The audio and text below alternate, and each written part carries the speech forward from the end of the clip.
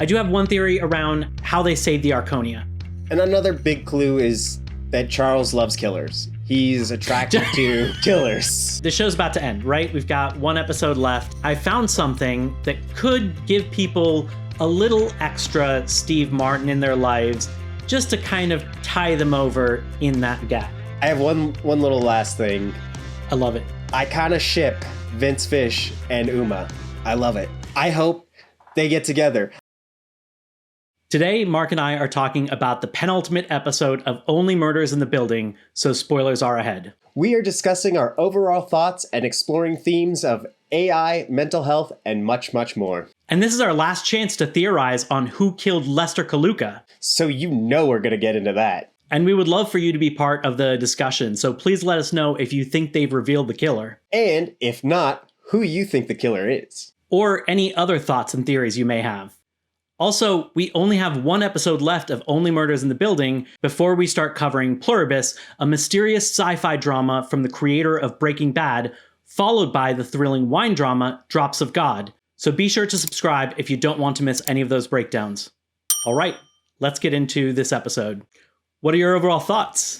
Well, I had really high expectations to cry this episode. I feel like we were told that it was the saddest episode, that everybody on set was crying, and I feel like there were some sad moments. You know, I feel bad for Howard. I feel bad for Lester and his situation. I feel bad for all the tenants having to move out. But also, I know they're not going to move out. Unless this is the last season, like Only Murders in the Building has to continue in the building. So I didn't feel as sad as I thought it was going to feel. Yeah, I think that I kind of feel the same. Although I did actually really enjoy this episode. I did think it was maybe for this season, like top 3. I think the second and the last episode were kind of my 2 favorite.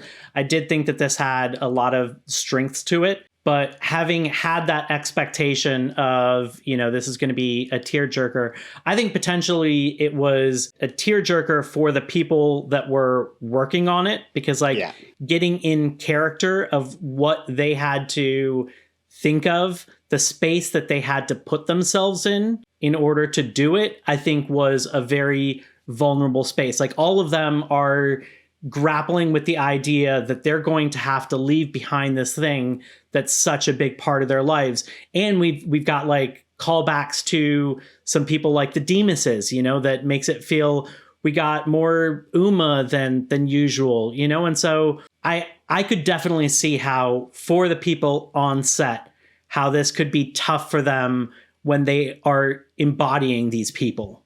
Totally agree. I definitely did like the episode. I thought the episode was great. I just had very high expectations that I was going to cry, and I didn't. But, you know, I did. I liked what the episode did. I liked how, you know, I thought there were really funny bits. That something that we hadn't seen quite with the trio of just somebody running away from them, and that's like their greatest weakness. I think he's found our Achilles heel. To the elevator! Like that was, I thought, top tier humor. Not only did it happen once, it happened twice. And they were just like, how has this never happened before in 5 seasons? I know, it was another great meta moment where you've got to be wondering as a human, how as a viewer, like, how has this not happened? And so they're kind of saying it for the audience. It was great. I feel like there was a nice mix of, you know, sadness without being like tearjerker sad, and then like good comedic beats to it, you know? Yeah. Jokes about like toilet wine, you know, the references to like The Last Supper. Like there were definitely good comedic bits and kind of like a good mix of everything. This season still doesn't feel as strong as some of the other seasons. And one thing that I feel like this season didn't quite give me was that one genre-bending transformative episode. You know, I think of like when they did the musical live on, or the song live on stage, you know, that was really cool with like the different panels that they split to. When I think of like the brothers, sisters, avant-garde style episode, like the show sometimes is able to go outside of their genre into other genres and do something really wild. And I don't feel like we got one of those this episode. It still was a good season. It just, for me, wasn't a great season. That's fair. We do have one more episode left. I doubt they will use that episode to do one of those genre-breaking episodes, but I could see them doing it. You know, we have been focusing on the mob and the mafia and themes related to that. And so I could see something like that as like the final episode, them diving deep into like an opera or something, you know, similar to that. And then at the end, after it wraps up, they show the next victim. Like I could see that being a possibility, but also probably not. One thing I did really like about this season, though, is I think we got a lot of Detective Williams. And I think we kind of, I really enjoyed in this episode the relationship of Detective Williams and Mabel. And I think that like, so Mabel has always been kind of the weakest character in my view of like depth of like what she wants or who she is. And I think this episode made me really respect what they're doing with Mabel. Is like Mabel is this like person that is trying to figure things out and not just, you know, just living life for the pleasures in the Maldives. Right. Well, I mean, she has a tough role, both in terms of like being opposite these two people with some of the most amazing comedic chops, but then also being an important contrast to that, because, you know, those two can be very big and wild in their own rights. And so she's kind of the straight man in it. Yeah, yeah. And it is definitely tough. Now, I do think that like when we saw her and Williams. Maura, let me talk to you for a minute. So you're done investigating? Are you crazy? The one thing that you're actually good at. Yes, and I'm fine with it. Oh. I have a lot of irons in the fire. I do think that like one of the big things that this episode was dealing with, that kind of continued on the back of the last episode, is I feel like it really handled mental health. And I think like one of the ways that it showed it was like 3 very different ways of coping with loss. You know, like I think that Charles, Mabel, and Oliver all were dealing with the loss of their building in very different ways. Yeah, like Charles, who doesn't want to accept the loss, yet he is trying to go just start new things with random people he met 2 years ago or however long ago. And yeah, you know, Oliver trying to send it off and like do a big lavish thing, and then Mabel just trying to like hide away from everything and just drink her sorrows away. Like I think it was a great representation from all 3 of them. Right. Like I think that for me, I think like Charles was just head down trying to move forward. You know, like he accepted, moved on, and like what's next. And then like Oliver, I think Oliver is kind of in denial, you know, like zero packing and doing this like big thing that's taking away from any more packing time. You know, it's kind of like, it felt like escapism. Yeah. And then I felt like Mabel was trying to like erase it and not deal with it.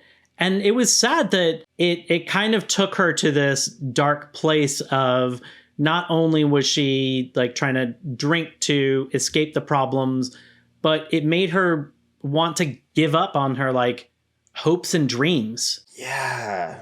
She just basically like, it was almost like a reduction of what her character has grown into the last 5 seasons. Like she was like very principled, who she wants to be. And then she was just ready to like throw it all away, join the billionaire, go party in the Maldives, or, you know, drink and really not think about the problems. And I, you know, it's really sad because like we've seen a lot of growth from Mabel. Like last season, she was like, oh, we're starting all these different podcasts. And she kind of like started the business with her money, which we haven't really talked about this season.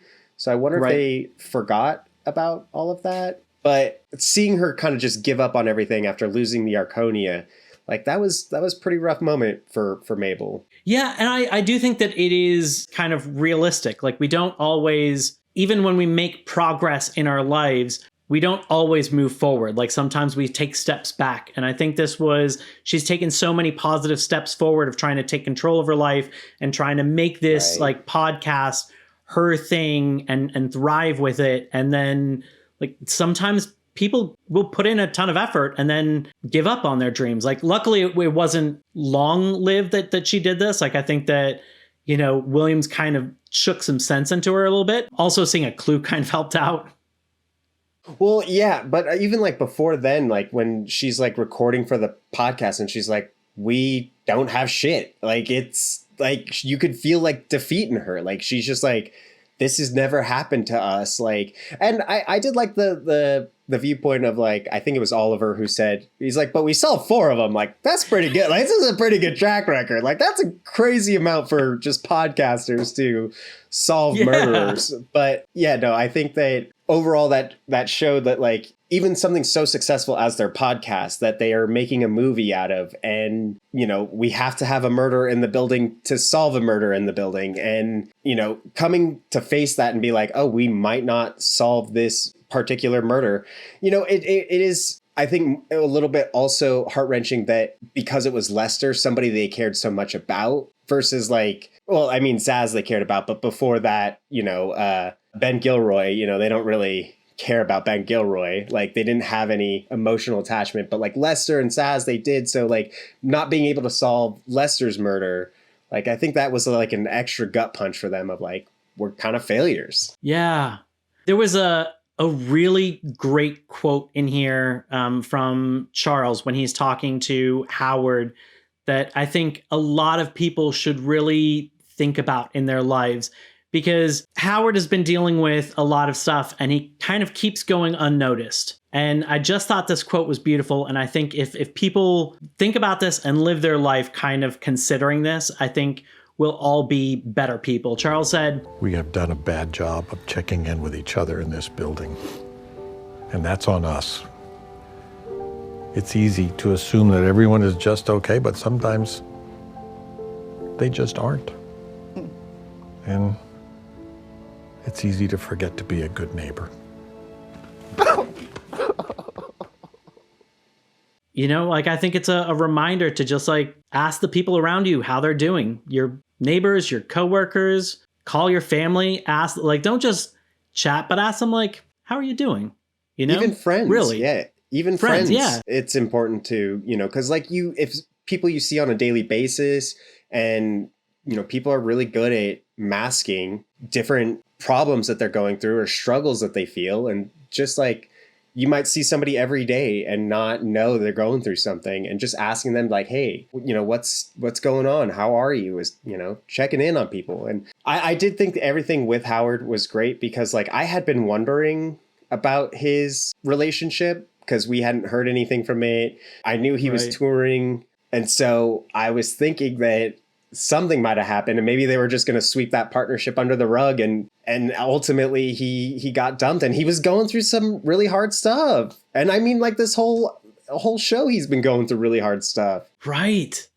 And I think this episode did something really interesting, because, you know, I think that they've pointed at billionaires and AI as some of the problems that are hurting people. You know, it's like they're taking away their jobs, they're taking away their homes. And I think this is the first time they kind of showed a positive side of AI, or like even tried to make it seem a little sympathetic. Well, even in a way, I think that LESTR, the AI robot, was dealing with mental illness of not mental illness. Sorry, mental health issues. Health. Yes, mental health issues.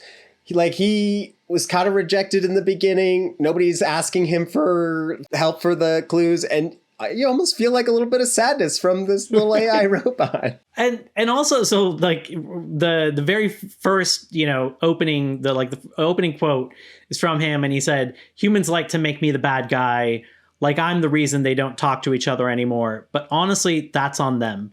If used correctly, I could make their lives better." And I think that we blame AI for a lot of things. And I do think some of that is definitely warranted.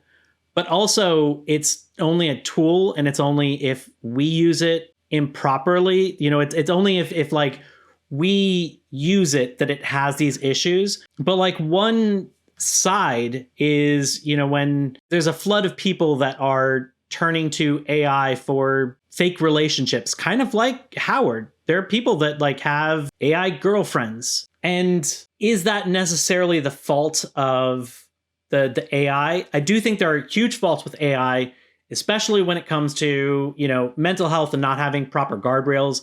But in the end, like, are people having this relationship because having relationships with humans are hard? It's messy. It's awkward, You're worried that like you'll look weird, you don't know what to say, you'll get misunderstood. And so people turn to this instead, which isn't necessarily what it has to be used for. Like, they made that choice.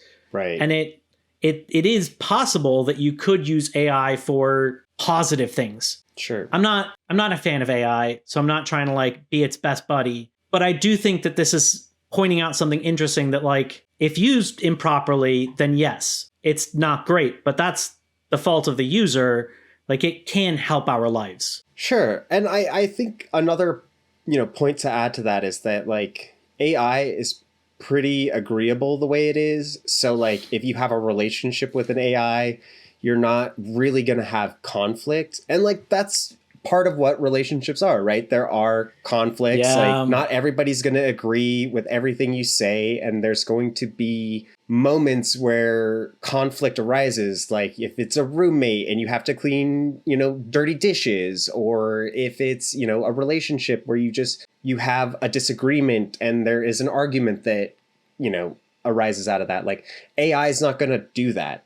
AI is going to be like, I'm sorry I was that way. It's like, and sometimes that can feel easier because like conflict is hard. And I think that, like with Howard is a perfect example. Like, he had this relationship where clearly they ended things, like his partner was on tour and he was really upset by it and he was probably hurt. And like, in a way, he knows that LESTR can't hurt him like that. It's like, it's almost feels like a safety. But then also there is this like weird aspect of that, like, corporations program the AI and they're the ones that set the guardrails. And so it's like, do they have the best interests of people? Like, could we make something? No. Yeah, no way. No. Could we make something that is placating people to like fill this void of relationships without like shutting that down? I don't know. We're getting a little philosophical with AI and I love it. Yeah. And like, I think that this points towards like, just because things are hard doesn't mean that you shouldn't do them, So it's like, I think that AI can do some things to help you in your life, but don't use AI in place of a human relationship. Human relationships are messy. They're tough. They're not always great, but they are like, it's like the goods with the bads, Like, I think that when they are great, they are great. And also because they're not always great, it can make the highs feel so much higher, So it's like, you have to put in effort. Like, don't give up on your dreams. It's high risk, high reward versus low risk. I'm talking to a computer. Yes. I'm talking to an algorithm, basically. Right. I have a bunch of like small little things throughout this episode. I don't know if you do. Sure. I thought the Last Supper. Yeah. That cracked me up. So and good. One thing that I thought was a smart choice was having Miller, the trash guy, as Judas, because as soon as I heard that they were doing the Last Supper, my thought was like, did they recreate the painting? And if so, who is Judas? And if so, what does that mean? Like, if it's Howard, I'm going down a rabbit hole. Right. And the fact that they gave it to somebody so minor that it's like, it's just a joke, like, he's not a significant character. He's not the like baddie for the season. But he is the one that betrayed LESTR the robot by throwing him off the roof. Right. So like, I could see that as like a little meta joke there. Like, of all the people, LESTR's the one that got killed by Judas Miller. So yeah, no, I thought that was hilarious. I thought it was really good. And I love that it was that Martin Short, Oliver, who's been so narcissistic. Of course, he's going to be Jesus. Of course he's going to be Jesus. But just a little undercut that Teddy Demas they did a Last Supper before his. It's like that extra little like, just like, it just seems like Teddy Demas always knows how to one up him, just like. Right. always taking his wives, taking his children. And then he was like, they even make the comment, he's like, oh, you're married again? I like your wives. So messed up. But I feel like as a narcissistic character, it's what he needs. Yes. And also the little subtle reference of making like toilet wine. So you're like turning literal water into wine. It's such, the show just is so brilliant on so many levels. It's so great. Before we jump into theories, the last little thing is that, you know, the show's about to end, right? We've got one episode left, and then we don't get Only Murders. You know, do we get another season of Only Murders in the Building? And even if we do, it's at least a year away, right? So I was at the library. You know, I'm a huge nerd, and I've been reading a bunch of manga. So I've been in the graphic novel section, and I found something that could give people a little extra Steve Martin in their lives, just to kind of tie them over in that gap. So here we go. Number one is Walking. This is a bunch of anecdotes from him turned into comics. Interesting. And I'll go ahead and read one of them for you, just so you can see the one that, like, the very first one that the title is based off of, just so you can have an idea of it. Number one is Walking. On a movie call sheet, the actors are listed numerically. The lead is number 1, the second lead is number 2, etc. I was slightly embarrassed on my first film, The Jerk, when I would head toward the set and the assistant director would trail me, transmitting into his walkie, "Number 1 is walking." The code was used to let the set know that the actor was on his way without alerting the entire neighborhood. Then each time I did a movie, Bowfinger, "Number 1 is walking." Cheaper by the Dozen, "Number 1 is walking." I'm on Top, Bringing Down the House, "Number 1 is walking." Numero uno. Then I did Nancy Meyers' movie, It's Complicated, with Meryl Streep and Alec Baldwin. "Number 3 is walking." Oh my gosh, that's hilarious. That does kind of seem like a very Steve Martin view. Like, just like, I'm number 1, I'm Steve Martin, right. So great. And then as soon as he's not number 1, just sheer terror. I love it. Yeah. I love it. He's hilarious. So a bunch of really short things like that. Some of them are just like, you know, one panel. Some of them are, you know, 2, maybe 3 pages. And they're not all like laugh out loud bangers, but they're all kind of like interesting perspectives on different parts of his life, whether it's, you know, film or just kind of his life or whatever. It does have also like interesting perspectives on some of the people he's worked with, actors, cool. Directors. So definitely worth checking out if you're looking for a little more Steve Martin in your life. So that comic panel made me think of some great Steve Martin movies, which makes me want to ask a question to our audience. What is your favorite Steve Martin movie? Let us know in the comments. I'm very curious. I would probably say mine is Plane, Trains, and Automobiles. Ooh. Is a good one. But there are so many great Steve Martin flicks. I don't know how you choose one. Maybe The Jerk for me. Jerk that's a great one. There's so many Steve Martin movies. I know. He's so good. A treasure, if you will. All right. So let's jump into theories. So the first kind of question I have for you. Okay. Half of the penultimate episodes have pointed at the wrong suspect, while the other half ended in kind of like life or death circumstances that ramped up the tension. You know, I think like to make up for the fact that they actually told you who the killer was. Right. Like in the last season, Marshall was the killer, and we knew that episode 9, and he held them at gunpoint. He's with Mabel. Mabel doesn't know it, right? Yeah. You know, season 1, you know, Charles is off with Jan when, like, listening to the concert, and then he's going to meet up with her separately when the other two realize, like, find the oboe cleaner or whatever. Right. So to me, this didn't feel like a life or death ending. So my question is, did they reveal the killer or killers? And if not, do you have any thoughts on who it could be? So it does seem like they're pointing towards Nona, which that was one of your early thoughts, which... It was, yeah. We kind of said would be a little bit of a letdown because we didn't get a lot of Nona. Yeah. So I don't think it's Nona. I am kind of leaning more towards either Sophia or I still kind of hanging on Brayden a little bit. Like, I feel like we saw Brayden a little bit more than Nona. So Brayden, in a way of trying to defend Nona, decided to kill his dad, potentially, who might not be his dad. So, I mean, I don't know. I'm definitely leaning more towards somebody in his family, either Sophia or Brayden, but I don't think it's Nona. I think it's Sophia. I think they like tried to make it seem like she's not really a part of the mafia. You know, she's like, oh, the mafia is not even a thing anymore. You know, and she says that her husband isn't making money, even though he has this business. And, you know, she says that like she never wanted Nikki to be in the mafia, but like Nona pulled her in. And I think these are like I think that she is secretly like the head. She's the Don. Yes, exactly. Don Sophia Caccialeone. Gacciamilio. Cacciamilio is what I said. Not Caccialeone. I was thinking Leone. Yeah. Just combine the two. That's how your brain works sometimes. Yeah, I am leaning more towards Sophia. I mean, and another big clue is that Charles loves killers. He's attracted to killers. So I do feel like it is her.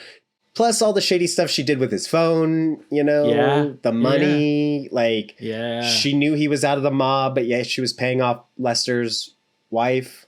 Like, and maybe that payment was because Lester killed Cacciamilio and then she killed Lester to cover up the tracks. Like, she probably went to Lester and be like, hey, Lester, we know you want to get out of this.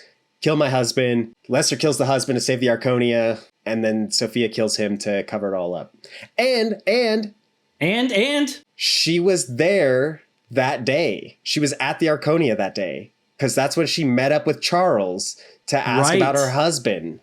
She has a motive. She was there. It's got to be Sophia. Now, I actually don't think that Lester killed Nikki. You don't? I don't. I think Lester is too sweet, and I think they implied it. So, you know, Lester comes in there all kind of out of sorts, and he's covered in blood, and Randall asks, did you kill somebody? Which leads us to believe that he did. And so I think that is like potentially to throw us off. I think he did do something to try and stop the mafia, but I don't think it was murder. And he may have just walked in on Nikki's killer. But like, so there's a lot of different things there that blood could have came from, like the finger that got chopped off. We know Jay Flug lost his finger, so that could be Jay Flug's blood on him. I think you're right. I do think Lester's sweet, and we wouldn't want to tarnish, because that would tarnish Lester's name, like that he killed, like, yes, in the name of saving the Arconia, but still kind of... Especially, like, in the name of saving... If it was self-defense, that'd be different. Sure. But, like, that's not self-defense of the building. Like, that's not a thing. I don't think that's that honorable. So that's kind of my take. Unless he meant it in a way of, like, saving the Arconia, not by killing Nikki, but by hiding who really killed Nikki to save the Arconia. Because if they know that there's... I mean, it's fine that murders happen there, but, like, if they knew there was, like, a secret underground gambling thing that was happening, that Nikki was running, and then he was killed... This could be like, oh, this is a dangerous place. We got to shut down the Arconia. So maybe that's what he meant by protecting the Arconia. Yeah, I think he potentially, like, he said he, like, used a piece of the Arconia to save the Arconia. I think he potentially used the crank to, like, access part of the elevator, maybe to, like, hide something there important. Because once again, going way back to, like, episode 1 or 2, Uma complained about the elevator making some sound. And so I think there could be something around there. Okay, so I do have one theory around how they save the Arconia. Okay. Because that's one of the big questions is like, how do they stop it from going away? So did you notice like the doorway that Mabel and Williams went through? I don't know if you like paused to see what that was. No, I did not. Okay, so it was a cornerstone, and cornerstones can have a couple different purposes and kind of meanings. It can be the like first thing that is like the first stone that's laid. It can be kind of more like ceremonial. It can, potentially be kind of like a time capsule. So there's a number of different roles that it can possibly have. This one is a plaque, and it says a new landmark, and basically says something about it being created in 1908, which is when the actual building that the Arconia is like filmed in, or that like the outside is of. And my thought is that the real building is a historical landmark in New York, and the historical landmarks have to have approval for changes to them.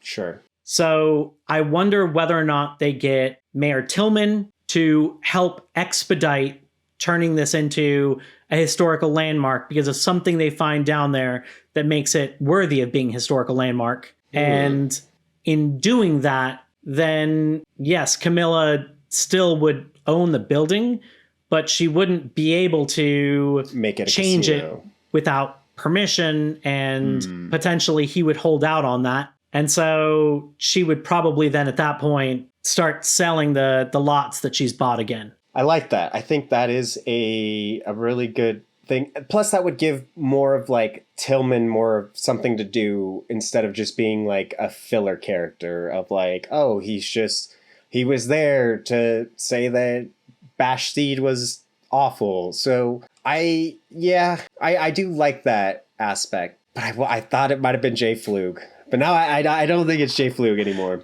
I still do kind of. I don't know. Tell us what you think in the comments. Jay Flug or Mayor Tillman is going to save the Arconia, or a different theory. Let us know. We want to hear from you. I have one little last thing. I love it. I kind of ship Vince Fish and Uma. I love it. I hope they get together. I think Uma needs somebody to love, and I think Vince Fish needs somebody to love, and I completely ship them as a couple. Yeah, and I kind of feel like we might see more Vince Fish because, like, although I love Christmas Sweater Guy, he is my favorite of the Westies, other than obviously Oliver, Sure. or other than obviously Mabel. Right. But I also think that he has a little bit more going on, so I don't think that he can probably show up as often as maybe like Vince Fish. I love Vince Fish. I love him, and so I'd love to get more of him, and I do like that. Pairing. I thought it was a cute little thing where like they met a while ago and she yelled at him, and then she's like, wait a minute, maybe I kind of like this guy. Buy me a sandwich sometime. And he was just like, it's like, yeah, of course. I love it. I ship them as a cute little couple. But with that, I think our journey has come to an end. Thank you folks so much for joining along with us. Come back next week as we will discuss who the real killer is, what went down in that episode, and we are so excited to, after that, jump into Pluribus and find all the mysteries that are there. And we love having you with us, and we look forward to seeing you next time. But until then, I'm Mark. This is Sterling. Thanks.